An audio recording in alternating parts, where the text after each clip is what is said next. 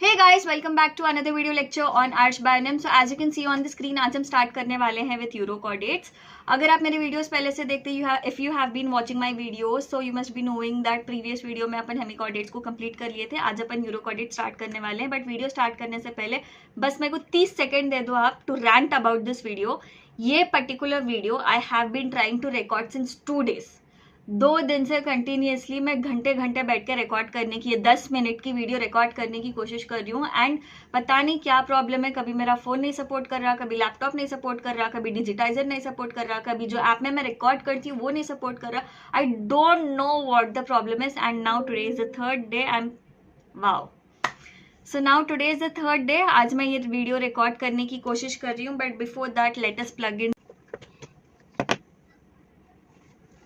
Right. So I don't know what the problem is guys, but आज hopefully video record हो गई और video upload मैं कर दी. तो प्लीज़ आप आपके दोस्तों के साथ भी शेयर करो, लाइक करो वीडियो को and do subscribe to my channel. That's it guys. Thank you for listening to my rant. अब और टाइम वेस्ट नहीं करेंगे, let us get into the video.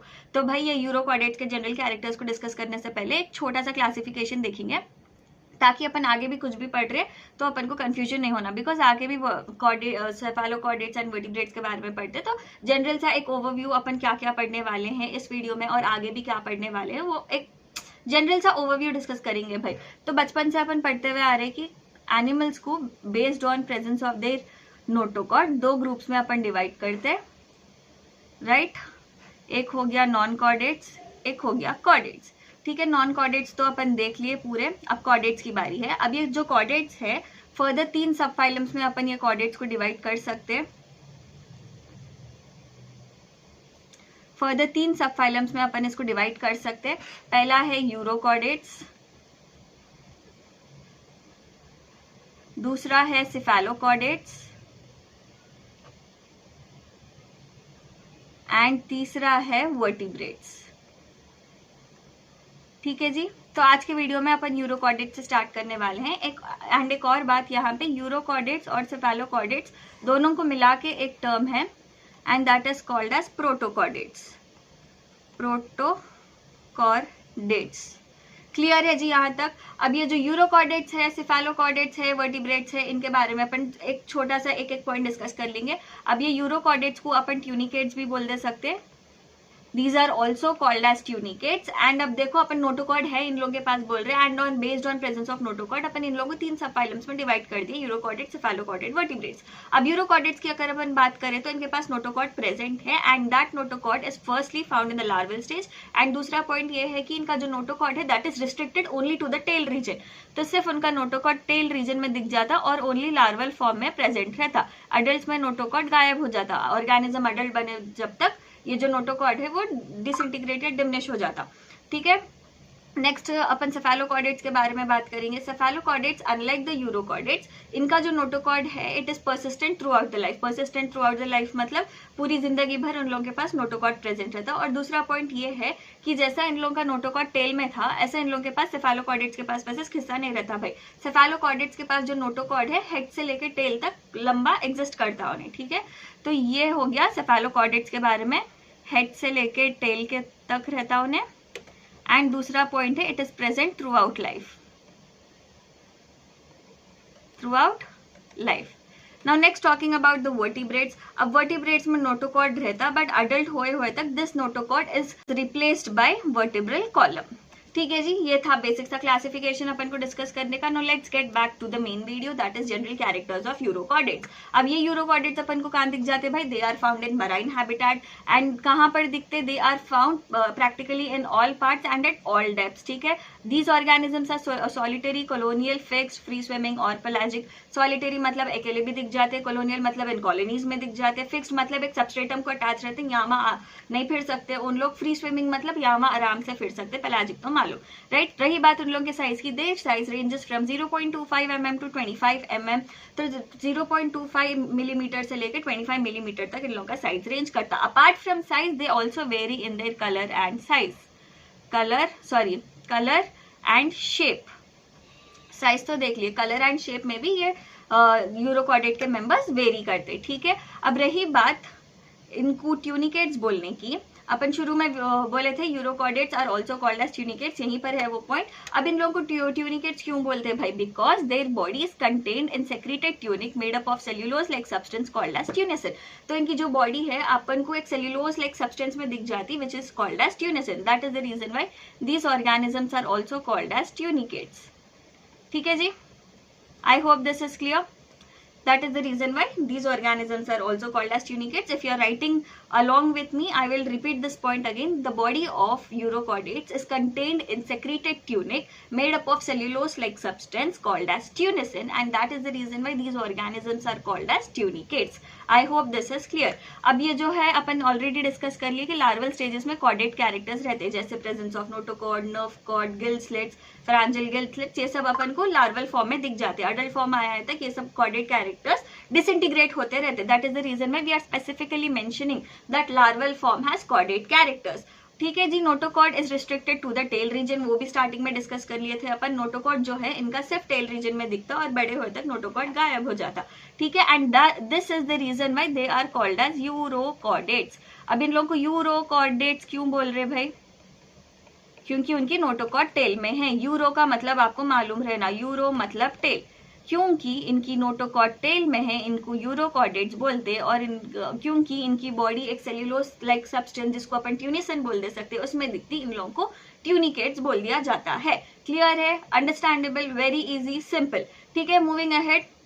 Coelom is absent but it can be represented by atrial cavity which opens out to the atrial aperture। तो ये atrial cavity जो है इनकी atrial aperture से बाहर ओपन होती। That is what this point means. ठीक है, AC stands for alimentary canal, अपन सबको मालूम, इनका कंप्लीट एलिमेंट्री कैनाल है। कंप्लीट एलिमेंट्री कैनाल से क्या मतलब है अपना? मतलब इनके दो ओपनिंग्स रहते हैं, माउथ रहता, बीच में पूरे एलिमेंट्री कैनाल के स्ट्रक्चर से आ जाते हैं, एंड में एनस रहता।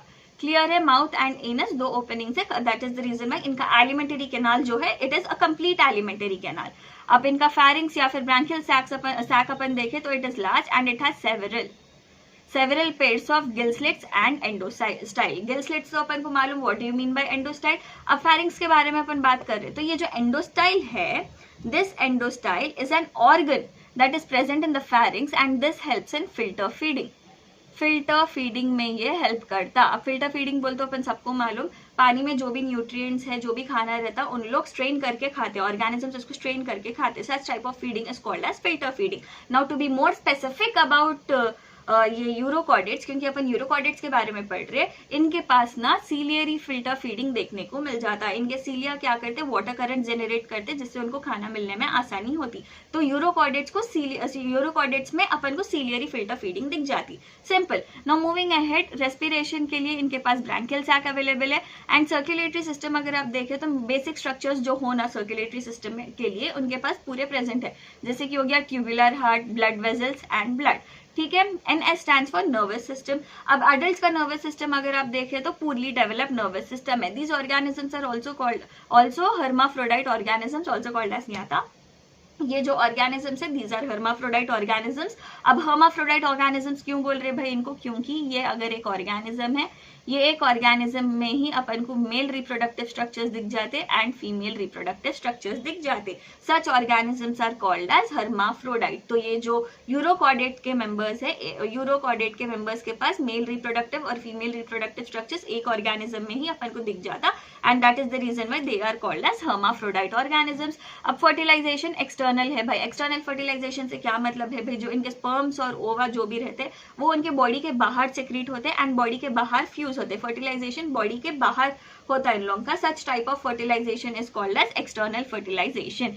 डेवलपमेंट जो है इनडायरेक्ट डेवलपमेंट है। अब इनडायरेक्ट डेवलपमेंट अपन सबको मालूम है भाई। इनडायरेक्ट डेवलपमेंट बोल तो क्या है? अडल्ट डायरेक्टली नहीं बनते इन लोग, मतलब जो भी ऑर्गेनिज्म है they will have to pass through larval stages to form an adult. Such type of development is called as indirect development. ठीक है, तो ये जो यूरोकॉर्डेट के मेंबर्स है उनके पास लार्वल स्टेजेस अवेलेबल रहते हैं, तो डेवलपमेंट इनके पास डायरेक्ट नहीं रहता, इनडायरेक्ट डेवलपमेंट रहता। क्लियर है जी? अब इनके लार्वा को टैडपोल लावा भी बोलते हैं, बट थोड़े बुक्स में इनके लावा को एसिडियन टैडपोल लावा बोल के भी दिया, बट दे आर वन और द सेम थिंग, आप सिर्फ टैडपोल बोले तो भी बस है, ठीक है। The larva of urochordates is called as tadpole, ठीक है। अब यहाँ पे इनके पास रेट्रोग्रेसिव मेटामॉर्फोसिस देखने को मिल जाता। Now what do you understand by retrogressive? First of all, what do you understand by Metamorphosis? Now this Metamorphosis is a phenomenon where the organism will pass through different larval stages to form an adult. ये phenomenon को अपन Metamorphosis बोल देते हैं। Retrogressive Metamorphosis को अगर basic भाषा में आप यूरोकॉर्डेट्स को लेके अपन समझेंगे, active larva is getting converted into sedentary adult, ठीक है। और यहाँ पे अगर आप लार्वल फॉर्म से अडल्ट फॉर्म तक देखें तो कॉर्डेट कैरेक्टर्स डिजेनरेट हो रहे, थोड़े ऐसे कैरेक्टर्स रहते अडल्ट, लार्वल फॉर्म से लेके अडल्ट तक डिसइंटीग्रेट होते। तो ये यूरोकॉर्डेट्स में अगर आप देखें तो लार्वा जब अडल्ट में बनता है उसके कॉर्डेट कैरेक्टर्स डिसइंटीग्रेट होते रहते। So such type of metamorphosis is called as retrogressive metamorphosis. इसका एग्जाम्पल अगर आप लिख लिए तो it would be doliolum, salpa, ascidia. तो इसी के साथ we have completed the general characters of urochordates. बस 10 मिनट की वीडियो है शायद हार्डली, एंड इतना सताई मेरे को ये वीडियो 3 दिन सताई। So that was it for today's video guys, I am sorry.